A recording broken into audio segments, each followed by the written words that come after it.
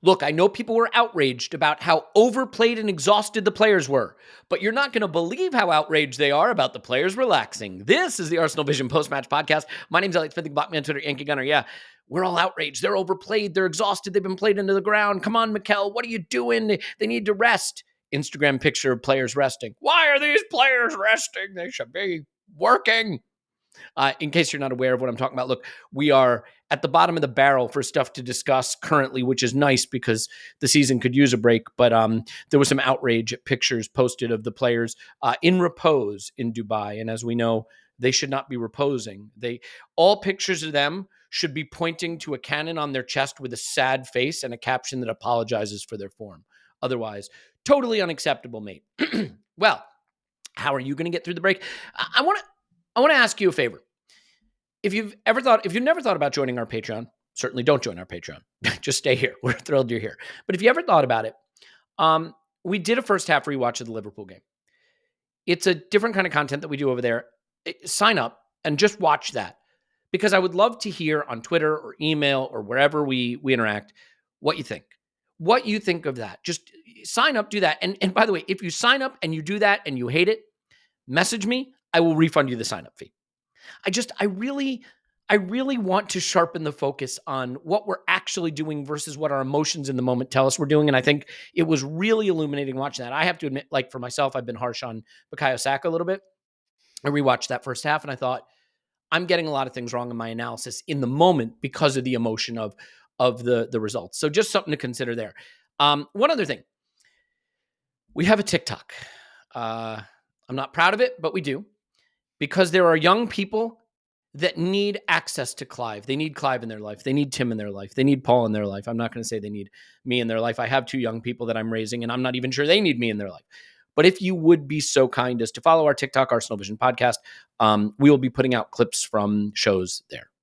You know, it is what it is. The young people need quality Arsenal analysis, right? So in lieu of that, they'll just have to listen to us. All right, we're going to have a chat. And today we are going to chat with Jacob Hawley, comedian, Arsenal supporter, and phenomenal Arsenal talker, as you know from hearing him on this podcast previously. You can find him on Twitter at Hawley Jacob. Hello, Jacob. Hey, how's it going, Elliot? Good to be back. Yeah, it is always a pleasure to talk to you. Before we kick off the Arsenal stuff, what are you up to in your life? What can people follow you doing or support you in doing in general? For the last few months since we spoke last, I've been trying to get out as much Arsenal content on my Instagram as possible, kind of providing hopefully humorous reels on Instagram. They're almost sort of 60 seconds of stand-up comedy about what's been going on at Arsenal, and that's been going quite well, and that's been quite fun. And I've been getting ready to go on tour. I'm going on tour in a few weeks' time around the country, which will be really good fun. And I've actually been lucky enough to have a few Arsenal Vision listeners and Patreons get in touch to say they're coming. So I'm looking forward to meeting those fellow nerds on the road, which will be good. Yeah. So you're pivoting to Instagram. We're pivoting to TikTok. It is the future that we have built for ourselves. Just accept it. Well, I don't know if there's anything funny about Arsenal at the moment, unless you like gallows humor. It's not been a good few results. And I think that has made it very, very difficult to do any clear-eyed analysis. So before we talk about all the transfers that will not happen, let's just have a chat about where you're at with this season. I think last season was a surprise, and in terms of how great it was, especially right off the bat. And that surprise, I think, took us all on a ride of, I think it was almost like free joy. We weren't expecting it.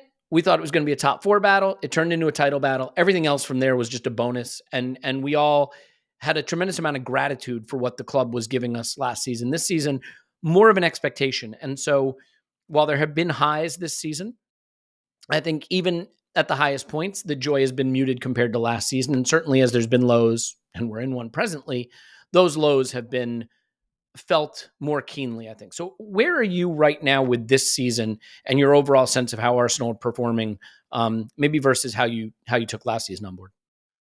It's a really interesting question, mate, because I remember maybe around September, October time where results were pretty good, but there was a lot of chat about the attack not clicking.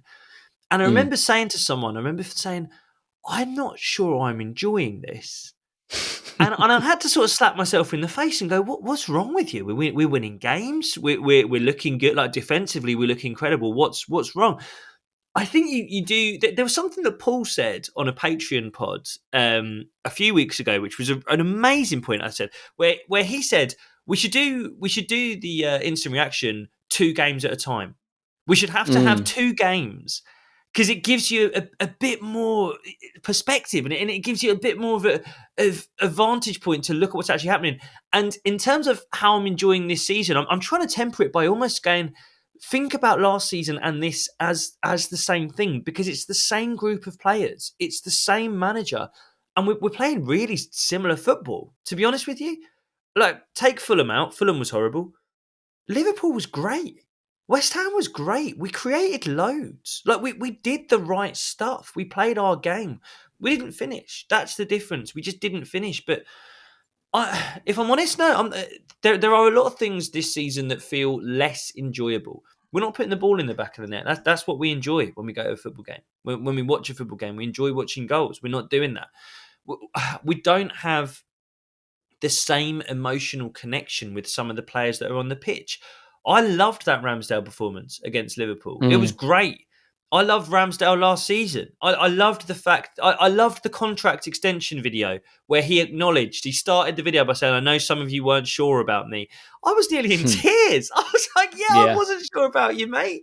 I was writing tweets that I'm very glad I've deleted now.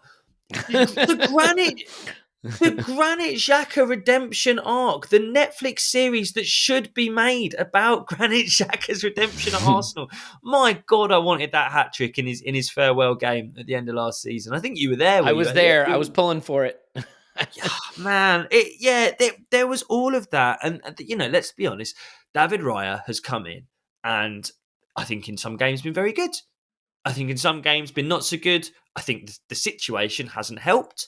And I think as Arsenal fans, we're all aware that transfer was driven by a goalkeeping coach who maybe has some crosses against his name. I'm talking about Runarsson, right? And he's replaced a young English keeper whose arc at Arsenal we were all in love with, and there's a bit of ill feeling there. Let's be honest. Kai Havertz has come into our midfield, poor for the first 6 weeks, better 6 weeks after that. I actually think if you're looking really closely at his performances, there's been a tiny dip in the last 3 or 4 weeks. He's an ex-Chelsea guy. He's the most expensively paid player at the club. We don't have the affection for him that we did for Granit Xhaka. Now, I also think if you look tactically about what the two players are doing, there's an awful lot of things that maybe we didn't appreciate that Granit Xhaka was doing. Things with his movement, the way he could interchange and go wide and go deep to form a double pivot that meant that Zinchenko could go wide and Martinelli would just get closer to the goal. I think we missed some of that stuff.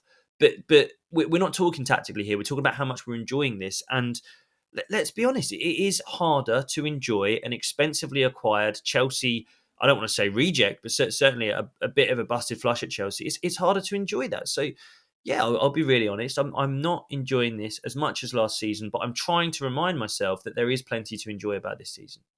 And I think what's really hard is trying to articulate why something cannot be fun when the results are okay or can be fun when the results aren't okay. Sport is weird because it is almost entirely measured on the outcome, on the result.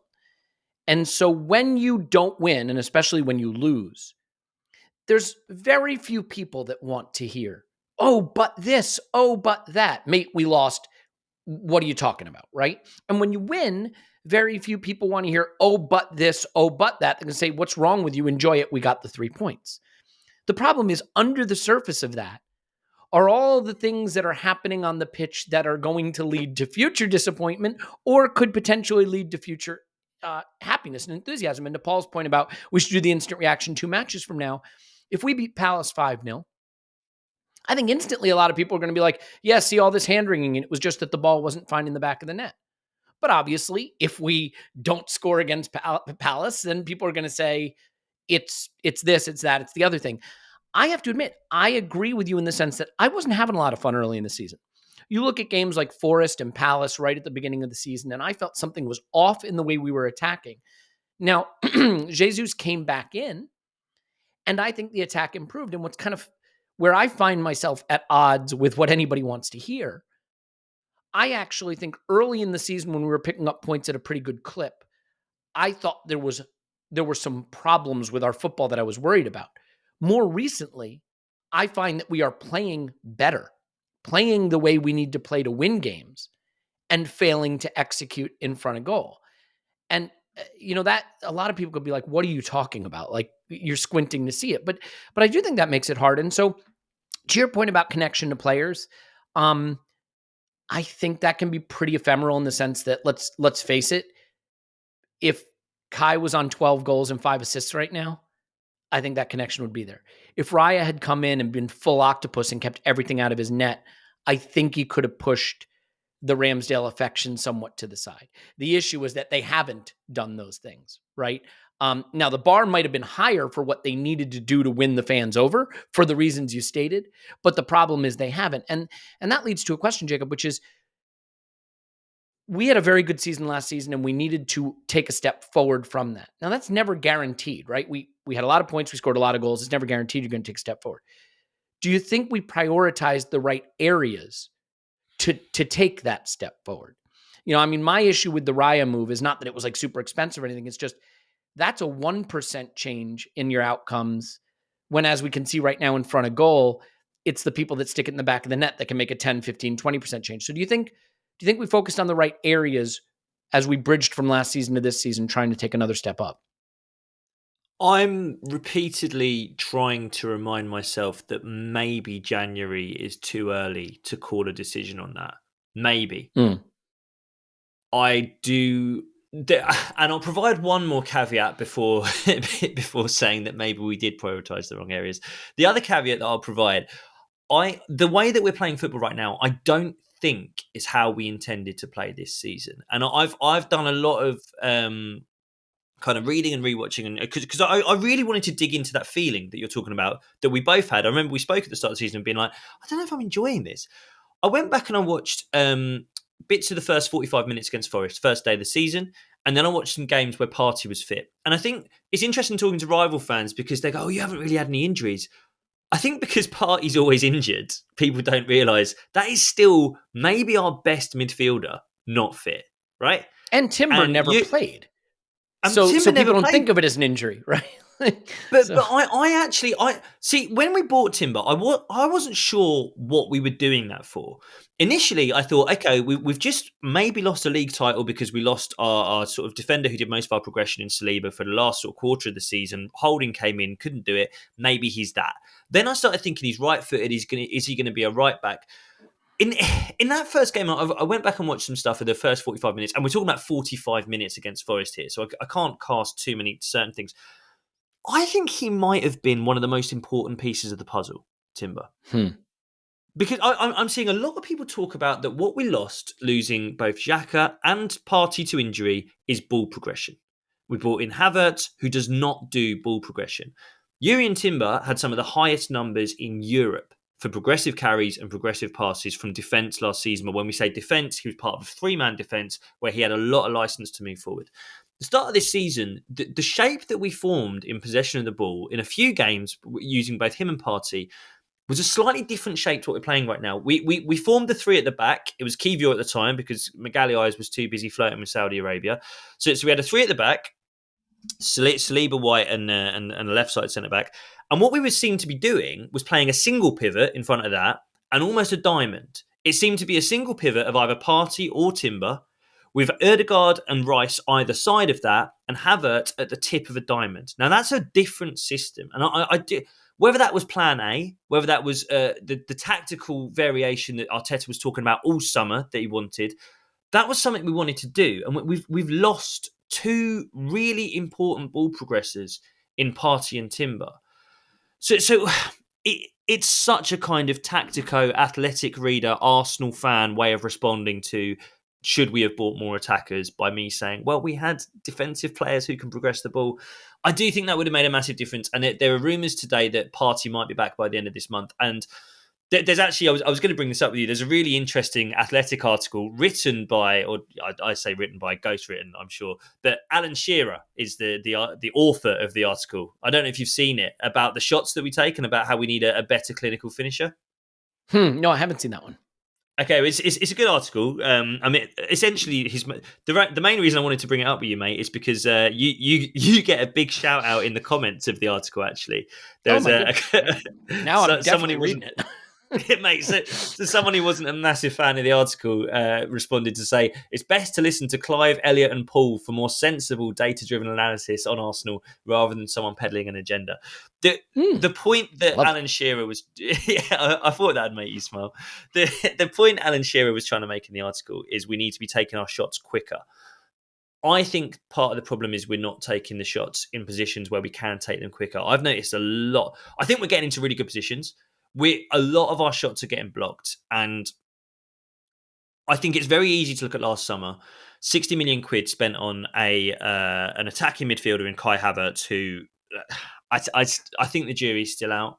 Yuri and Timber, who we haven't been able to appreciate, and obviously Declan Rice, who's been an absolute monster in midfield for us. But I wish we'd bought a forward. I wish we'd bought a winger. I look at Nelson and Eddie, and I look at their positions in the squad and go, they are the upgrade. A better winger and a better striker there, and we're in a much better position in the league. I can't help but think that if our chief ball progressors in Timber and Partey were fit and available for this season, the players that we are tasking with finishing attacks for us would be doing so at a better rate than they currently are. And I think we might be looking back at that window much more favourably if Timber was fit. Yeah, I mean, so a few things on that, right? First of all, our XG per shot is down this season.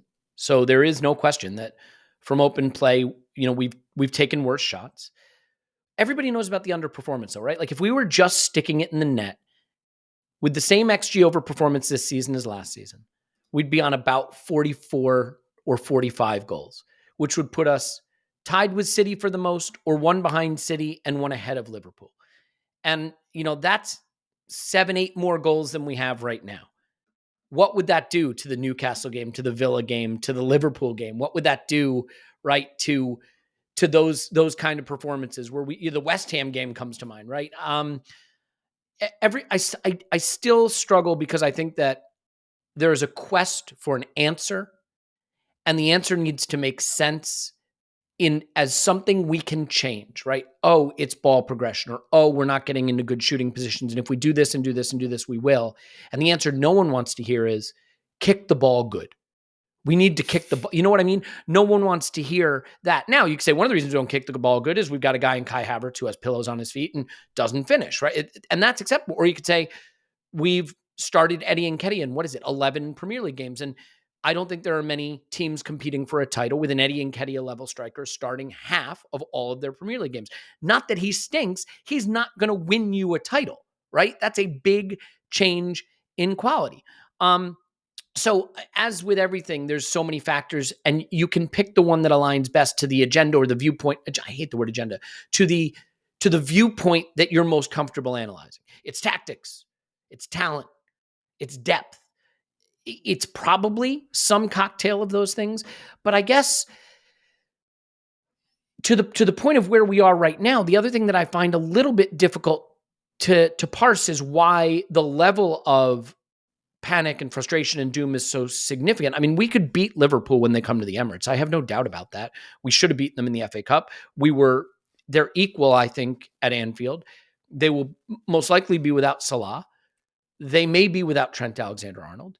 And we will have a very good chance to beat them in that game and be right there at the top of the table with, about a half a season to go and in the knockout rounds of the Champions League. So let me say this, put on your future glasses, fast forward to late March.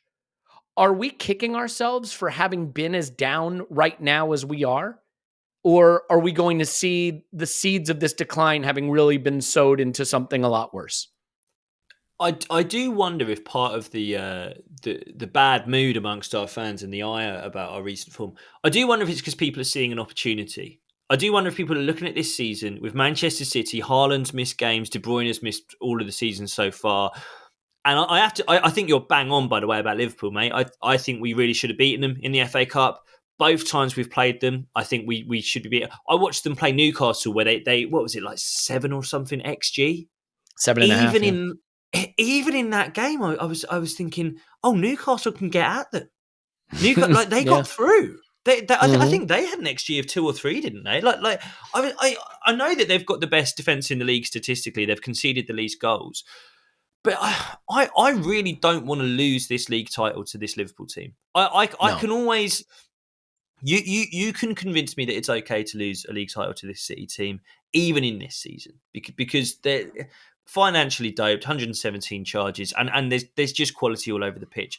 I'll be really annoyed if we don't beat this Liverpool. If this Liverpool team win this Premier League, I'll be annoyed. And I think maybe some of the ire from our fans comes from the fact that there was an opportunity, and also we watched us lose a lead last season. We watched us throw a lead away. So if we can't do it when we have a lead, I think people are looking at this and going, how are you going to do it when you're coming from behind? Now, strangely, I look at the 3 teams that are competing for this league title and I look at us and I go, actually, that's the one team I don't think we've seen the ceiling. I don't think we've seen Arsenal's ceiling. As I said, we're missing our chief ball progressors in Timber and Partey. Also, Gabriel Jesus is a historical bad finisher, as is Kai Havertz. We saw last season that Ødegaard can score goals. We saw that Saka can score goals. We saw that Martinelli, I think he was our joint top Premier League goal scorer last season. These guys are going to find an uptick. It is going to get better. I know Arsenal fans don't want to hear that. It is going to get better. If we keep doing what we're doing without Timber and Partey, it's going to get better. Throw those guys back in. And I agree with you, by the way. I don't think we'll see Timber this season, but we will improve. The question is, how much is City going to improve with De Bruyne back? I saw that. I saw him get an assist in the FA Cup the other day, and I thought this feels ominous. I don't think Liverpool are going to get much better. I really don't. I think they're playing at the height of their capabilities with some of those players. So I think some of the ire comes from the fact that we haven't built a lead up in this period where there felt like there was an opportunity. I think there's hope, though. I do think there's hope. Yeah, I mean, the traditional paradigm of the points you need to win the Premier League, we're just not on pace to do it. But that's not to say that every season is going to be 90, 92 points to win the league. We are where we are right now. And from where we are right now, especially with Liverpool coming to the Emirates, we are right in this chase. And by the way, City have to go to Liverpool. So, and we still get to play them. Granted, at the Etihad, where we, I think, last won in 1775, but that's what you got to go do if you want to win a title, right? Go take some points at the Etihad. I don't think you should shy away from that challenge. I look at Liverpool's run they have coming up, and this is where I think it gets tricky for them, right? So they go to Bournemouth on the 21st. 3 days later, they have the League Cup semifinal second leg. 3 days later, they have FA Cup fourth round. 4 days later, they have Chelsea. 4 days later, they have Arsenal, right? I mean, their back half of the season is finally going to start to catch up with them with the extra round of Europa League and being in the FA Cup deep and potentially making it to a League Cup final. And come April, they could have 8 fixtures. And it all starts to snowball. And then what's Salah going to look like when he comes back from the African Cup of Nations, right? And I think we know this from last season. De Bruyne could come back to his hamstring in his first game back and just never have a season. Salah could get crocked in the AFCON and not come back, or not come back fit the rest of the season. And suddenly you say it's there for us. So I don't want to be a Pollyanna and just say, oh, they'll get injuries and we're going to win the league. I'm just saying there's so many things that go into what it's going to take to do that. I certainly don't look at our position right now and say all hope is lost. So I'm trying to tread this line between respecting the fact that the last 3 results have not been good enough, that there's every right to be down in the dumps about them, that we have to some extent chucked away, especially with losing to West Ham and Fulham, a really good chance to consolidate at the top. And that, I think that's where the majority of the angst comes from, right? To your point, knowing where we could have been and how we've chucked it away, that distance we've fallen, that really hurts. In terms of things that need to change, if you had Mikel's ear and you were his number 2, which of course something we could recommend to the club. Is there a change that you would be saying we need to make in the near term, for the balance of the season, something to get us firing it, assuming it's not just kick the ball better. What's a change you Yeah. would be recommending? The main thing that's kind of on my list, I want Gabriel Martinelli closer to the goal. I Yeah. really, really want Martinelli closer to the goal. To reference that Athletic article again, where they're talking about Arsenal need an instinctive finisher, he's as close as we get, man. I watched his goals back from last season. He takes his shots at unexpected moments. He's quick. He's a volume shooter. You have to get him closer to goal. And I think it's been the biggest issue with the Havertz signing is that maybe we underappreciated what that left pod could do last season. You know, Zinchenko could go outside and form the double pivot. Xhaka could go outside and play some really good balls into the box. By the way, we scored. I think he got 8 assists last season, Granit Xhaka, and it was really good deliveries. And we've seen in the last 6 weeks or so Havertz crashing the box a bit more. Havertz getting us goals, whether it's Brighton, whether it's Luton. He can do the thing that we hoped he would do in pre-season, crash the box. But we need to see the other stuff. He needs to start going outside of Martinelli. We need to get Martinelli closer to goal. At the moment, you might as well give Martinelli a flag and he could be the linesman because he's just stuck to that touchline. And it's driving me mad. On the other side of the pitch, that might confuse the fullback. That could be the thing you recommend to Mikel. Just have Martinelli carry a flag. Well, and then I mean, we might get a VAR decision as well, mate. So it is worth suggesting. But we live in hope. He might have been able to spot that ball go out of play against West Ham. But the other thing on the other side, I've read from good sources. The what's the guy on Twitter? Is it Arsenal Tickets and the guy who always knows the lineups? Team News and Tickets. Yeah, Team News and Tickets. I think that might be Edu, honestly. Because he seems to know a lot. Yeah. If I see that guy post about barbecues, it's definitely Elliot. But he put something about a Ben White injury, and there have been other sources reporting a Ben White injury, and we've heard Arteta say that Ben White doesn't tell you when he's injured, right? Which it's fine, but it would also be handy if we could fix him. He's not going outside of Saka with the same volume of runs and with the same efficiency of runs that he was last season, and I think that's something that's hurting Saka on that side as well. I just want to get our superstar wingers closer to goal. That for me is if there's a tactical switch, and I don't know the easy answer to that. I don't know. Do you know what, mate? I had a strange feeling watching us. I think it was the West Ham game. I was like, Christ, I want a fullback to go outside of Martinelli, and I started thinking about Tierney, and I even started thinking about Nuno, who's being kicked out of Forest because they're so fed up with it. I'm not saying we need to get Nuno back, but I just want people to run outside of our wingers and get them closer to goal. Because as much as they've not had their shooting boots on, as much as they've missed chances, I want those guys taking better shots, easier shots. I want them getting better service. And the other thing I'll say, people don't want to hear this because he missed chances and he had 6 shots. I liked Havertz against Liverpool. I liked him at 9. I really did, man. We're talking about how many starts did Eddie have in the league? You mentioned is it 11 or is it 12? It's one of those. It's a lot. It's a lot. And for the closing of this season, I'm ready to see Havertz there more. I know that leaves us a gap in midfield. I'd love to see Smith Rowe fill that gap a little bit. That worked for me. I saw our football playing Havertz at 9. I did against Liverpool. I did in the Community Shield, which I really hoped would be a blueprint to how we'd use him this season. We have to stick with what's working, but I just think get those wingers closer to goal, man. They need to start getting better opportunities. Yeah, he's started 10, which is neither 11 nor 12. But the reason I got confused is he's played about 11 90s. But he's started 10 of the 20. He's played in 19 of the 20 Premier League games. I agree with you, by the way. I think Kai's performance up front against Liverpool was good. I mean, the thing I think we did really well against Liverpool is create those high turnovers. And he was good at pressing, and he was good at doing a lot of things. And like, this goes back to my rewatch point of why I really would love it if people would just engage in this and see what they think. The player that I came away from that rating more, I think, Bukayo Saka, certainly one of them, Kai a little bit. I think Odegaard left a lot of goals out there in terms of balls that he could have played out in front of a player, or, we need Odegaard to be so sharp with his delivery. And I know that's hard. The last pass is the hardest one to get right. But I think Odegaard's an interesting one, Jacob, because I wonder, we think of Odegaard in the Ozil kind of role, but I don't think Odegaard is an Ozil. I don't think No, he I don't. necessarily is a wizard with that last ball. I mean, in a way, he's almost more Aaron Ramsey than Mesut Ozil in the sense he's got a huge engine. He'll run and run and run. He'll track back and he'll get forward. He'll arrive late in the box and score. I mean, if he and Ramsey have one thing in common, it's that late arrival and finish. They're both brilliant at that, right? Finish a cutback. Yeah, finish cutback.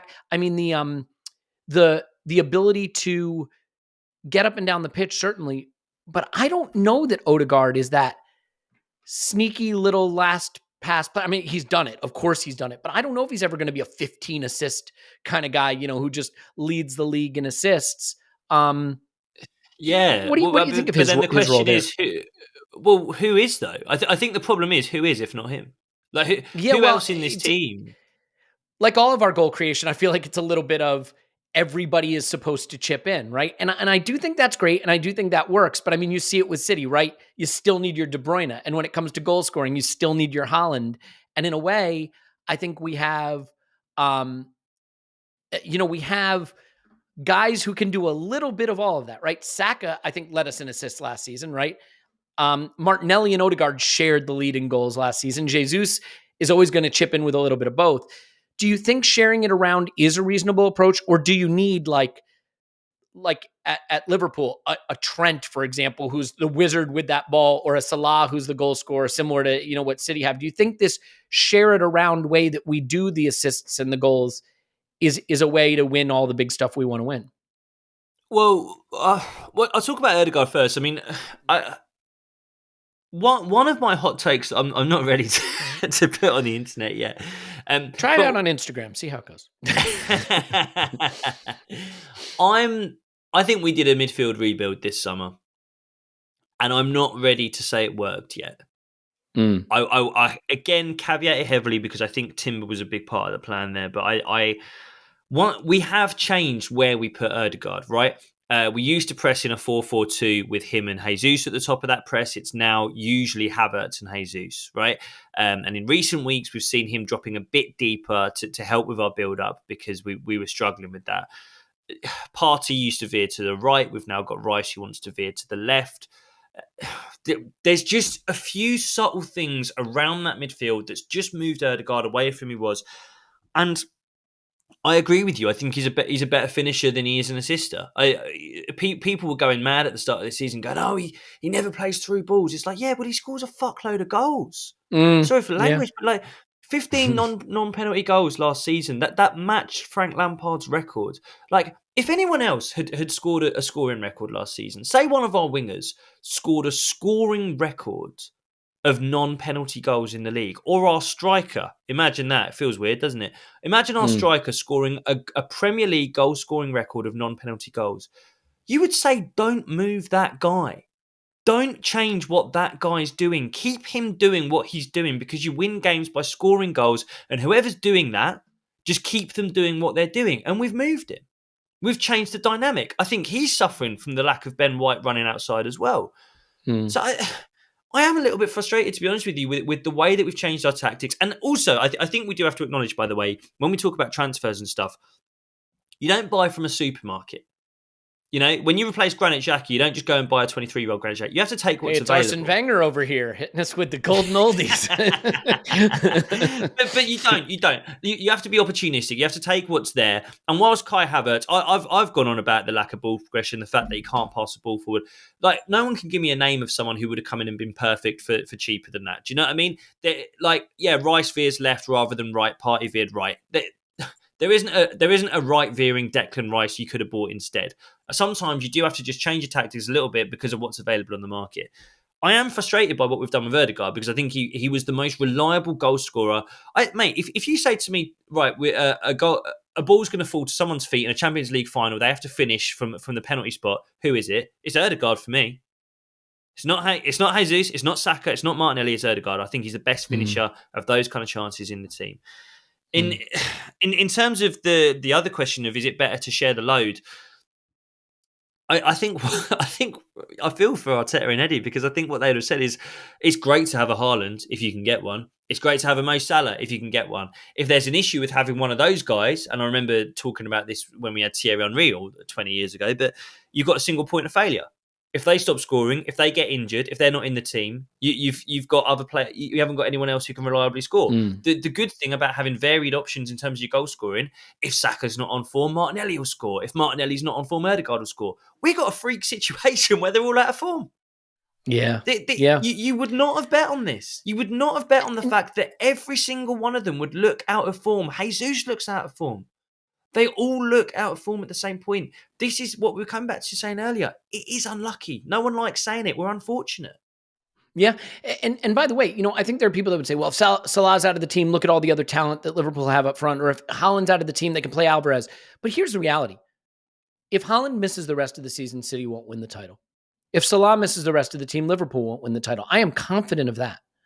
And so even if you build right and try to create redundancies, when your best players either don't play well or don't play, you don't win the big things.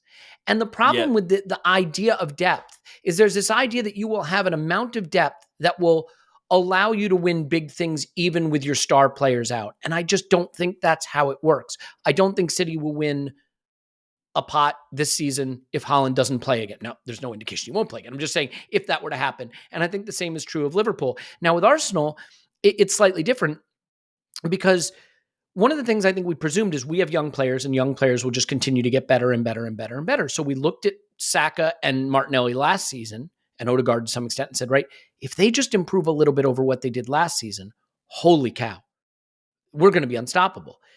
The problem is development isn't linear, right? And what they've all done, in my view, is in Saka and Odegaard's case, maybe slightly underperformed last season's performances. And in Martinelli's case, he's dropped off a cliff. Now, you can blame the tactics. Sure, you can blame the removal of Xhaka. You could say he's too wide. I'd love to see him and Saka swap roles sometimes in games. I think that would change the dynamic that the defense has to deal with and create a little unpredictability. But my belief is also that Martinelli will come back to us and we will see a better Gabriel Martinelli. So I want to sort of move a little bit to your expectations moving on as the season goes. And this is where I am maybe going to sound completely out of touch, but this is what I believe. Fulham game aside, which was our last game of the holiday program, on 2 days rest, totally shagged out, and we didn't look like ourselves. I think, barring injury, that we are playing as well as we need to win games at the rate we need to win. I don't see anything wrong with the way we played against Liverpool. I don't see anything wrong with the way we played against West Ham. I don't see anything wrong with the way we played against Villa. For all the people who are like, we're too slow, we build up too slow. Well, first of all, City are the slowest build up in the league. They have the most goals. Secondly, we didn't build up slow against Villa, did we? We were in like arrows behind that line. We just, again, what did we do? We blew it. I think we will stop blowing it because I don't think these players stink. And I think we're in a good position. I do expect us to beat Porto and be through to the next round in the Champions League. And I do expect us to win our next two in the league and set up a really critical game with Liverpool. And if we win that game, I do think that there's going to be a lot of recriminations around the reaction to this run. So let's fast forward to 3 games from now. I think it's 3 games from now, right? Is the Liverpool game? Is that right? I want to say because I know I think it's Palace Forest, and then Forest away, and then Liverpool at home. Yes, that's right. Yeah, Palace, Forest away, Liverpool, and then West Ham away, and we owe them one. But where do you, if you had to, say where we'll be at that point, do you think that that we'll win those 3 games? Because I think if we do, we're probably going to be right there at the top of the league or thereabouts. I think we beat Palace. I have to say the Forest game worries me a little bit. They beat us at their place last season, and they've just obviously Chris Wilder's come in, but they've got some good players for us, and they're playing good football. They've got some good results recently. I'd love to say we beat them anyway. I want to beat Liverpool so much, man. I want to beat Liverpool so much. I think we owe them one. I think we were the better team in the FA Cup final. I think we were better than them at their place at Anfield. I thought we were great at Anfield. I was so frustrated with the finishing that day as well. I think 7 points is a good return from those 3 fixtures. I think if you can get 7 out of 9 for those 3, I like to think of the season like that, of in kind of 2s and 3s, and go, right, what should we be getting on? I think 7 points is a good return from those 3 fixtures. Even if you get 7 points, you've slowed Liverpool down by 2 points, assuming that's the draw. You've slowed Liverpool down by 2 points, and that's 2 games that other teams might not win. Other teams might not beat Forest away. You know, See, this is the problem, though. This is what drawing at home to Fulham and losing away to Fulham and losing to West Ham does. You can't now take 7 in these 3. You need to make up the gap of what you chucked away. So for me, this has to be 9, but I think it can be, you know. But let me come back to Paul's point of perspective. I don't think we celebrated beating City at home enough. And I don't think we celebrated taking apart Brighton at home enough. Because I tell you what, Brighton love playing at the Emirates. They've beaten us there, 2 in a row? 3 in a row? Yeah, maybe? We beat City at home. We've not beaten them in a very long time. Like, so did winning those 2 games allow us to lose the 2 we just... Do you know what I mean? It's so hard to balance it, man. And look, so much is going to come down to what happens to City bringing De Bruyne back in, because they might just go on a run and that's the end of it. That could just be the end of it. And for all what we're talking about, it might not matter. Liverpool might start dropping points losing Salah. Again, talking about that Newcastle game where they got 7 XG, the only player on the pitch who looked like putting some of those XGs in the back of the net was Mo Salah. The rest of them didn't. I know the players scored in that game, but he's the one for me with the elite talent, and losing him and Trent is huge. Because I tell you what, mate, they've got other players on their team I don't rate. Sublasi has blown hot and cold all season. I'm not sure about him. I'm really not sure about Endo. I don't think McAllister's a 6. And it's funny what you were saying about how we don't have the attacking depth other teams have. You know, would Nelson get games at City? No. Would Eddie get games at Liverpool? Probably not. The fortunate thing about being mates with people who support other teams, do you know how many Liverpool fans have said to me, God, you're so lucky. Every time Zinchenko goes down, Tomiyasu plays left back. because they're playing Tsimikas. Doesn't feel that way. Yeah, right. Well, because they don't realise that Tomiyasu's injured half the time as well. But this is the thing. We don't have the attacking depth. I know City fans who've said to me, for God's sake, I'm so pissed off that you got Declan Rice. You've lost Partey for a season, but you've had Rice. As soon as we lose Rodri, we fall apart. You've got a replacement 6. We haven't. I'm as frustrated by every other Arsenal fan when I'm watching Gakpo line up and Nunez line up to come on and Jota line up to come on for Liverpool, and I'm watching Nelson run the ball into touch. I'm frustrated, and I look at the squad building and I go, this isn't right. Eddie and Nelson shouldn't be on $100,000 a week. We shouldn't be trying to win the things we're trying to win with those players. As much as they're academy kids, we all know they're not up to it, but we do have midfield depth. The fact that Jorginho can come in against Liverpool, Jorginho would play games for Manchester City. I mean, it's interesting to look back at that Chelsea midfield from a few years ago. Kante gone, Kovacic can't keep up at Manchester City. Jorginho, Pep would love to have Jorginho there. We have depth in other areas of the pitch, and we criticise the one where we don't have depth because you don't appreciate what you have and you miss what you don't have. In terms of what's coming up this season, my fear, coming back to what you were saying about the attacking players we have returning to the form they had last season. Joe Willock never returned to the form he had when he was on loan at Newcastle. You underperformed, but the stats tell you we overperformed XG last season. Now we gave historic levels. I mean, good teams do it. We did it historically, yeah. And we did it once, and you know, a phrase that you guys have taught me from this podcast is sample size. We like Saka and Martinelli especially are small sample size players. Martinelli's only been a first team starter for us for about 24 months. I hate saying this.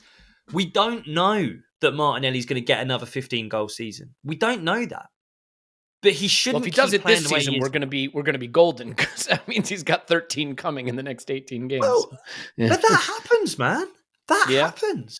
Mate, it happened to Joe Willock at Newcastle. It happened to Joe Willock at Newcastle. It happened with Emile Smith-Rowe. The season that Emile Smith-Rowe got 10 Premier League goals, he did it in less minutes than half a season's worth of minutes.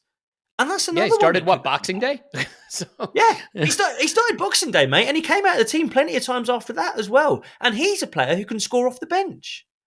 There's talent in this team, man. We have to believe in it. There is talent in this team. It's not going to take many tweaks to unlock it either. There is a chance that last season was a flash in the pan. There's also a chance that last season was these players' levels, and if they return to it, we are a massive threat for this title. Then we're fine. Well, so here's the funny thing, right? As quote bad as we are, as terrible as things are, we are currently on a 76-point pace. Over the last 10 seasons, that's somewhere between second or third. So we are on a second or third place pace in a season where people largely are reacting like it's terrible. Now, we just up our level a tiny bit, and that becomes first or second place pace, right? And look, all this pace stuff could be nothing because 4 teams could get to 90 points and then you're fifth. But I think I want to ask you 2 more things then. Obviously, with this 3-game run not going the way people hoped, there has been some attention on Mikel Arteta, and there are people, and this is where I think you have to be careful about not reacting to fringes of, pockets of discontent that you come across like on social media and stuff, where that's what the algorithm boosts, right? That's how the algorithm works. Yeah. Can we find outrage and put it in front of you and then get you to react to it? But let's do that anyway. I certainly think, look, there have been some people that just never warmed to Mikel from day one. Fair enough. Like, no one says you have to like the manager. You know what I mean? Nobody says that. I think what's gotten very hard in football, and we see this, right? It's pretty funny how this works. You lose 2 games, it's manager out. You lose 4 games, it's owners out. You know what I mean? Like, there is a tendency to just bypass what's happening on the pitch and go straight to a higher authority. And I do think that elides the responsibility that falls on the players, because the way we're playing right now, I want Bukayo Saka to score more goals from these positions. I want Martin Odegaard to make the better pass or score more goals. I want Kai Havertz to kick the ball like he doesn't have pillows on his feet. I want Martinelli to, when he gets to the byline, not to keep putting it out for a goal kick or, bouncing it off a defender.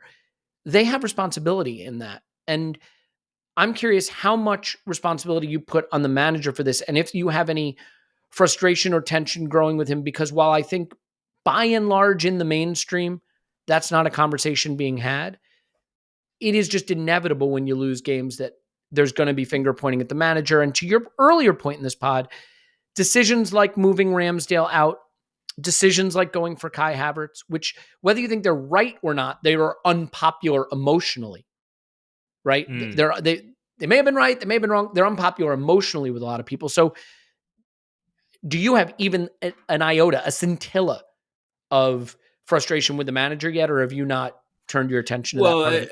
As you kind of allude to, mate, if I do have frustrations with Arteta, it's to do with the squad building. It's not to do with what's happening on the pitch, because the player, what's happening on the pitch is, from my idiot's position in the stands and on my armchair, they're doing what I want to happen.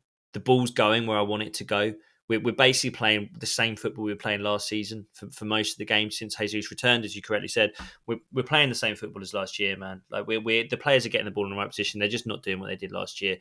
I think in football, the way we talk about football, I think we massively overrate the responsibility of managers.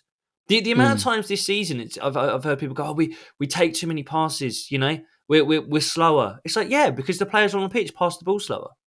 That's the manager put them on the pitch, fair enough. But it's like, it's Declan Rice is doing Declan Rice stuff, and it's not Thomas Partey stuff. Kai Havertz is doing Kai Havertz stuff, and it's not Granit Xhaka stuff. Like, Mikel isn't sat in the dugout with a joystick. He's not got a PS4 controller telling them what to do. Like, why hasn't he thought of that? Is that I something know. Okay. I think AirPod Albert had ideas about that, but I like. We overrate what managers can do. They tell them what to do. Of course they do. But ultimately, players are players that have been playing the game for, in most cases, 20, 25 years. They're going to do what they do. And ultimately, you have to aim your frustration at them. Now, as you allude to, I've got issues with some of the squad building.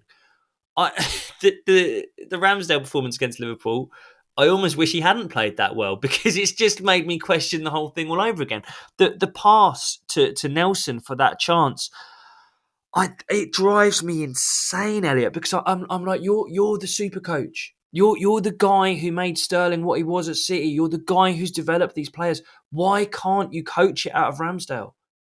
We know he can play these passes. But I don't think he's quite as good at stepping into the defensive line and playing short passes with defenders. He's 24 years old. I think he's just turned 25. But it's like, just coach him. Did we really have to throw £28 million at that position? The Kai Havertz thing, he's always been this guy. I know in the Bundesliga, but we know what we know from 3 years at Chelsea.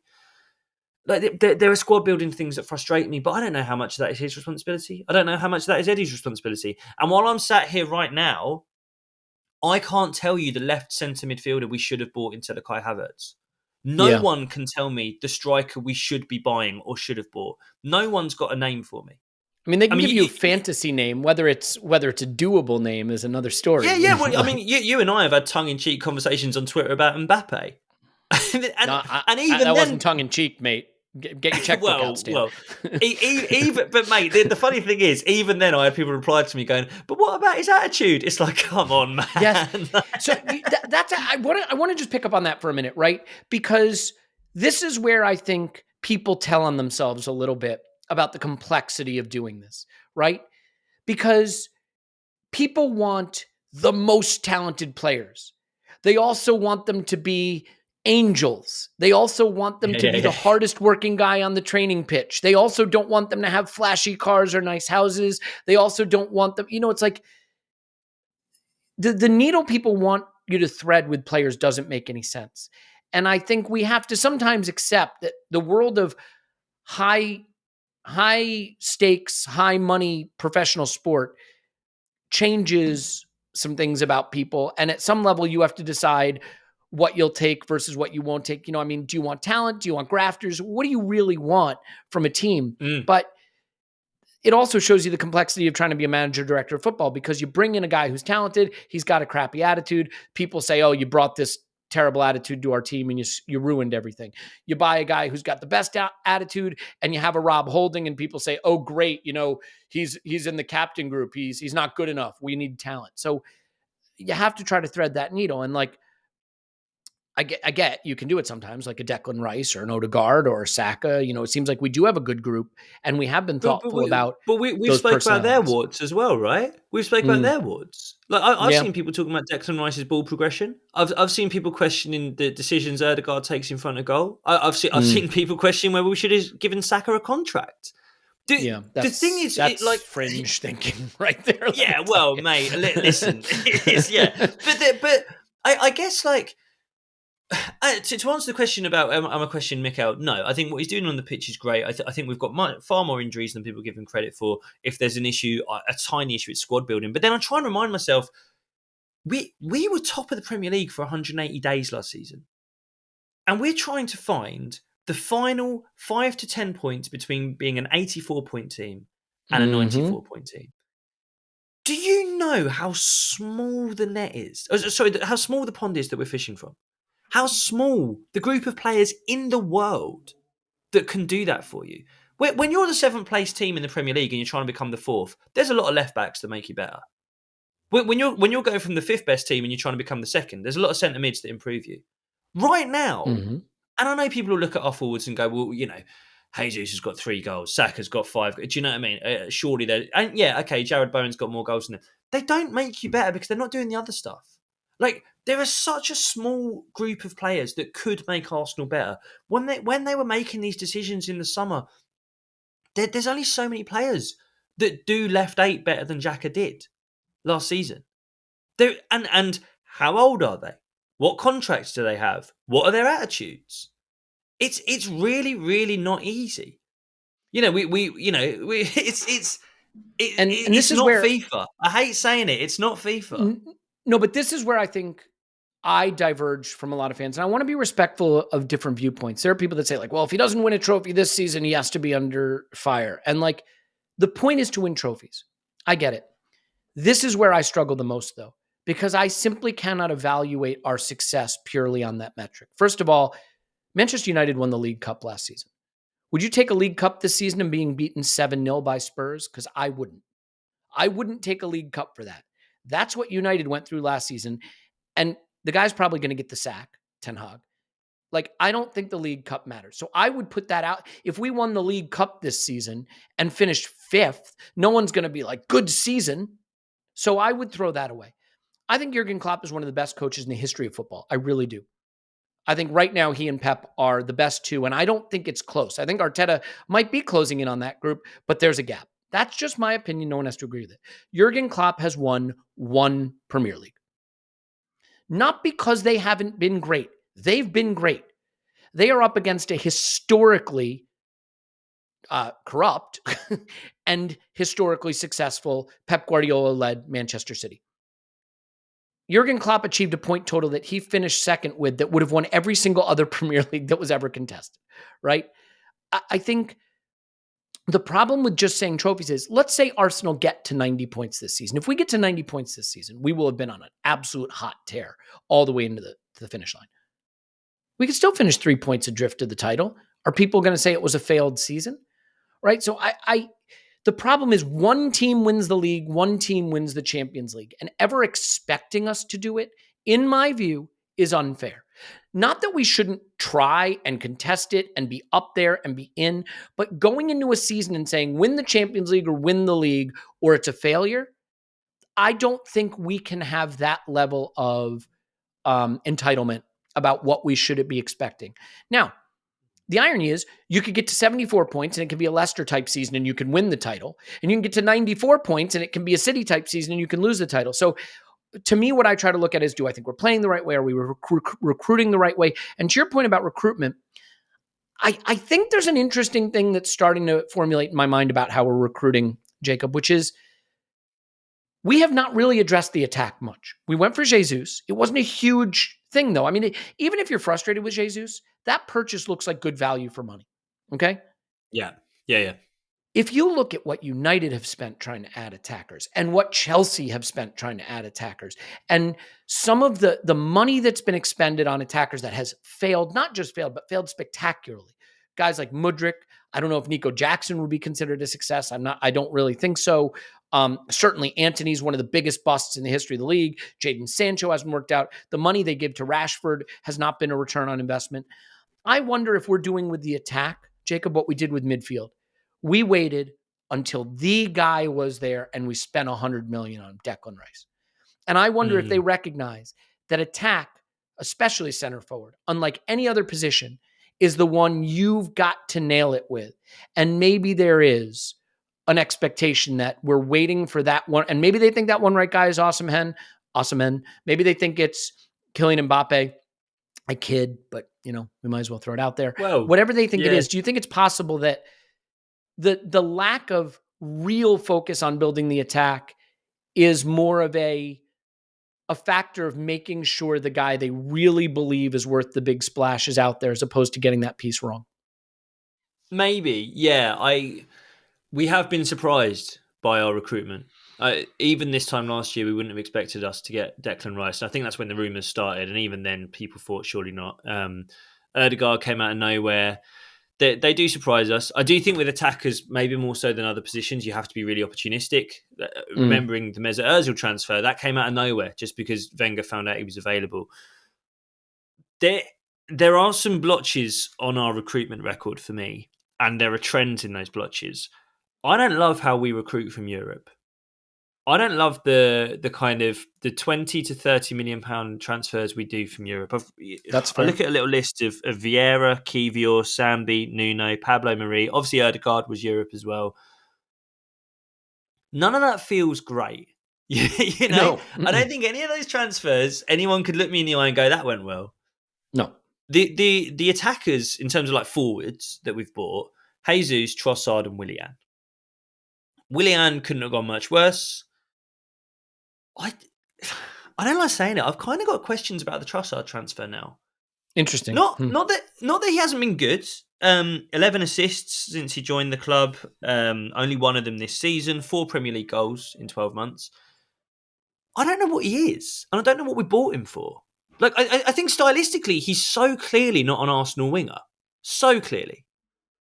I really like him as a false nine. We seem determined not to do it this season. And I think in terms of the way we build from the back and go long, I kind of get it, that we want more of a focal point. I really don't like him as a left 8, and I really thought I would, but I'm really not sure about him in that position. So I'm not saying it's a waste of money, because it was a really modest outlay. I think it was £27 million, and he's on about 95 grand a week, so it's fine. I don't know. You're going to hate this. We had the questions. Everyone's going to hate this. His underlying metrics are excellent, really, really good, and very consistent from last season. This season, in fact, he's upped his XG at the expense of his XA, but 0.64 combined last season, 0.61 this season, better than at any point during his time at Brighton, by the way. And like my argument with Trossard is, for a guy who could play left 8, could play left wing, and could play false 9 at the money we spent in a January window, he's the kind of buy that I don't think can ever be a bad buy, in the sense that, unlike Vieira, you're not endlessly waiting for him to come good and you just can't use him. Unlike a Sambi, he's not on loan at Luton, right? Unlike some of the, like, Trossard could start against Palace and I think we'd be fine. And when you get a Where? player that can, Where? Sorry, well, that's a good question, right? That's my question. And I I think he agree with could start everything at you're false saying. 9 if Jesus wasn't fit. I think he Mm. can start at left 8 if we wanted to play Kai at false 9 or at 9, he'd just be a 9. Or I think we could start him out wide. Do I think the biggest issue with Trossard out wide is the way we use our left winger is not what Trossard is, right? So that is a problem. He's an interior, and Martinelli, I think, would like to be an interior, but he's very much not in our current system. But my point with Trossard is more, I'm not saying he's like a world beater, but, like, first of all, let's give the guy credit for getting us 10 assists and a goal last season in 10 starts. You would take that return anytime. He's on 3 goals and 1 assist this season. 3 goals, unfortunately, is right there near the top of the leaderboard for us at present. Yeah. What I'm trying to say is, for the money we spent and for when we got him, I don't know that you're going to do much better in the market than that. That's not the player that's holding us back. You nailed the ones. Getting basically nothing from Sambi, getting basically nothing from Vieira, right? Willian being a complete disaster and failing. Those kind of moves hurt you because you budget squad places for them. They don't deliver, and now you're short. But Possibly, let's put it this way: would you take Trossard or would you take £100 million Antony or £80 million Mudryk? I still think we did so that's better. what I was going to say. I think what kind of colours my opinion of Trossard a little bit is because we bought him after chasing Mudryk. Now, do I want Mudryk? No, but I think what that kind of did to how I view him. I viewed him when he came in as a winger rotation option, and when I'm watching Saka play on hamstrings that are more worn out than the seat of my boxers, I kind of wish that we'd spent nearly £30 million on someone who could sit Saka down, who could sit Martinelli down. I hear you that statistically he has done really well. And look, 11 assists and 4 Premier League goals in 12 months when you've been in and out of the team. That's good. That's decent. And I think, especially as we said earlier, Ødegaard, as our most creative player, is not an assister. He's not a final ball guy. I think it really helps having someone like Trossard who can do it. My frustration is, as good an addition as he's been statistically, he didn't address any of the holes that I feel we have in our attack. We're still a winger short. We're still a striker short. And I think you're right to say that bit of squad building isn't the issue there. I think really you have to look at the Nelson contract and the Eddie contract and go, yep, that's $200,000 a week contracts where we're not getting what we'd want from those. But I don't know. I just have a. I hope you're right. I hope you're right that there's £100 million striker out there who we've got our eye on, who's going to come in, who's going to solve things. I just don't know who it is. Who is it? No, that's the hardest thing to do in football. And 2 things here. First, please pay to go on Jacob's tour or see Jacob on tour so he can get new boxers, because apparently he's wearing one with holes in the bottom. But so then, like, let me ask you this from a transfer standpoint. I don't know what incomings we have. I don't want to do the speculation about, will Kadioglu come in at fullback, or will we get this I don't know, Xerxes got, like, right now everything feels agent led. Will we get Onana? If you want Onana scouting, we did that over on the Patreon side. But, like, Eddie, Palace want Eddie. That seems pretty clear. You could say that one of the problems for Trossard has been he's only started 6 games and Eddie has started 10. And would we have been better off if he started 16 and Eddie had started none? I said this over on Patreon. I'm curious to get your take on it. I would sell Eddie, even if we don't replace, and sort of force the manager's hand to rethink what the alternatives are if he's not going to use Jesus there. Not because, again, this is not Eddie's worthless. I don't think what he can do is at the level of the stuff we need to do. And in fact, if you look at the Fulham game, I think it's a really good example in the sense that the pressing wasn't there. We did not have the ability to win the ball high up. And I think that is one area where he maybe struggles at times. And a lot of people tell me, oh, he's not great off the bench. Well, if he's not great off the bench, suddenly that doesn't feel like a really good asset for us. And I do think sometimes you can force a manager's hand by saying, I'm going to take this out of the equation for you and make you rethink about how you use these options. So as a quick one on transfers, let's say no incomings. Would you let go of Eddie, or am I out of my mind that's just taking goals out of a side that needs goals?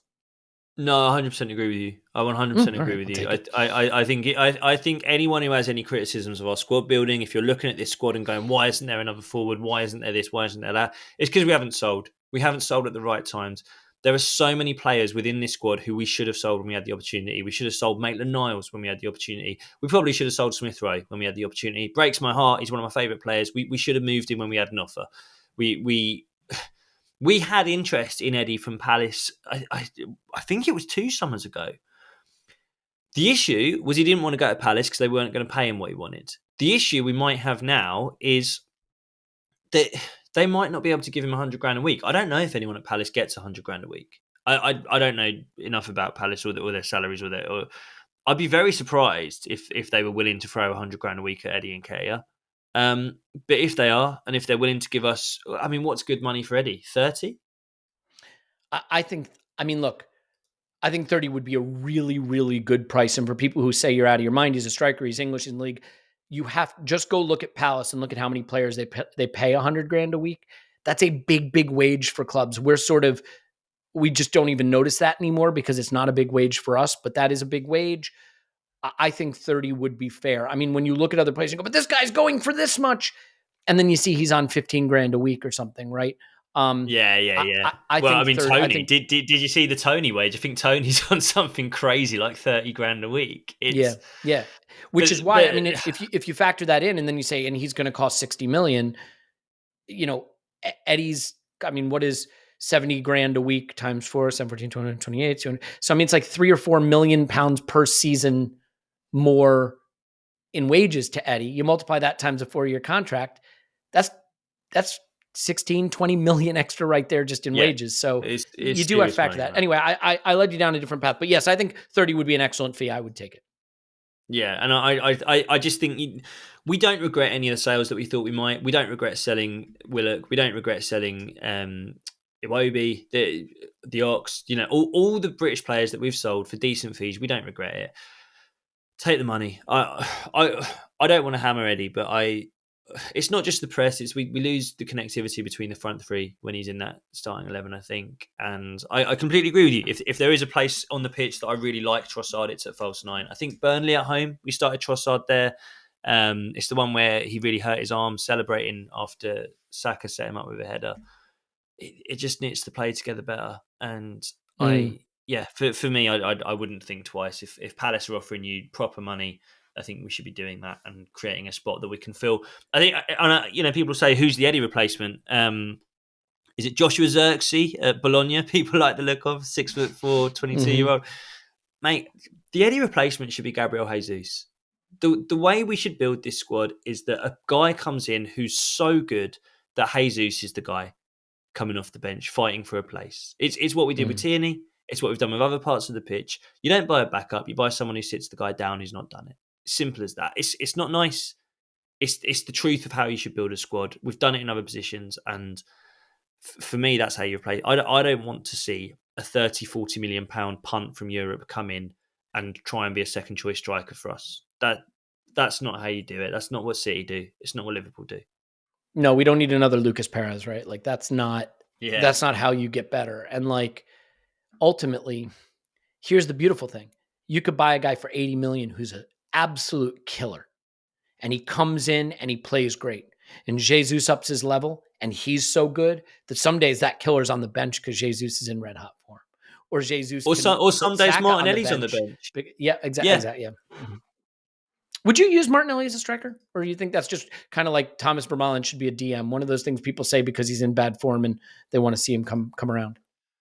Well, I thought about it a lot reading that Athletic article by Alan Shearer. I just want him closer to goal. I think he started as a striker for Brazil. Did he in the last international break? There was talk of that. Well, it's that guy. The guy who was coaching. He's been sacked. Deniz, I think it is. Right, does that relationalism thing where everybody moves around. It looked like he was playing fluid, more. More like inside left channel.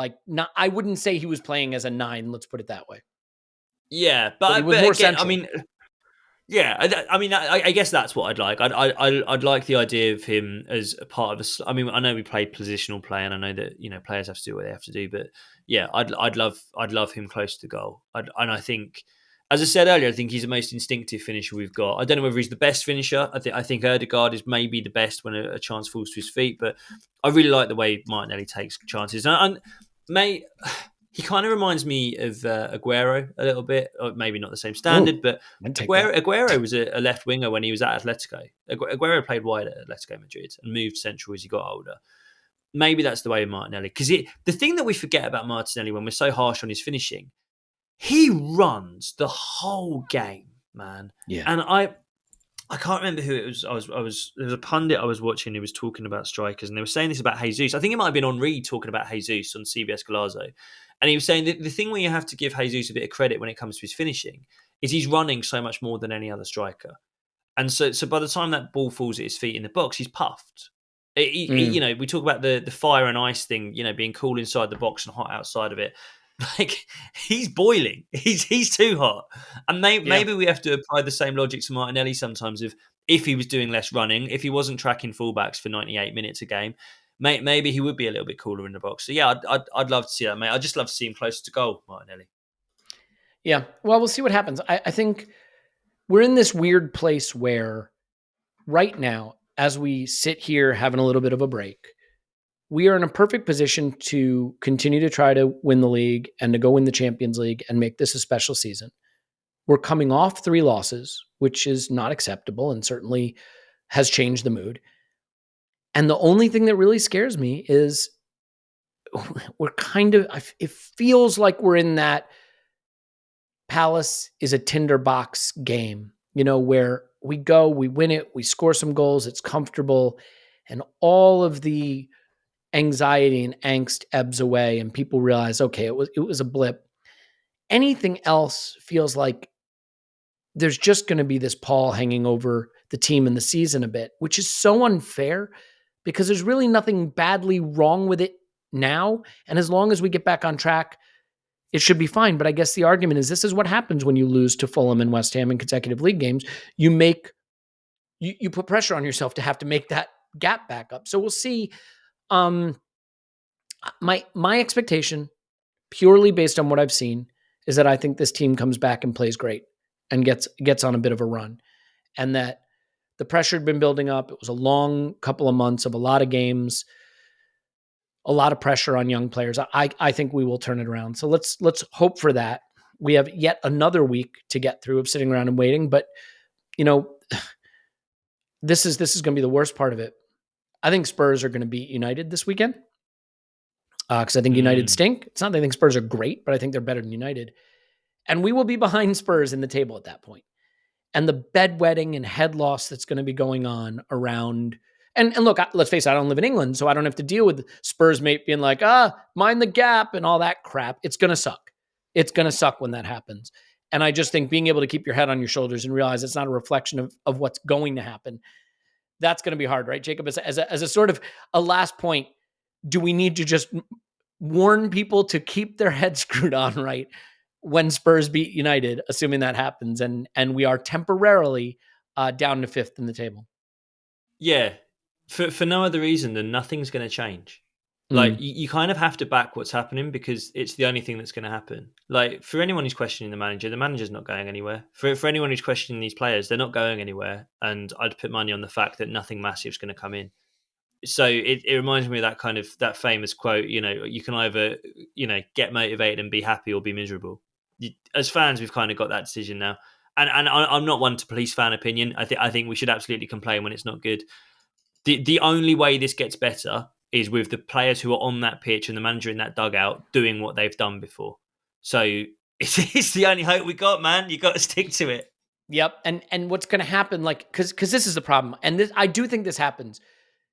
Rivals give you shit on social media. Rivals give you shit in person, whatever the case may be. And then that fuels your frustration. Then your frustration comes out in how you think about your own club.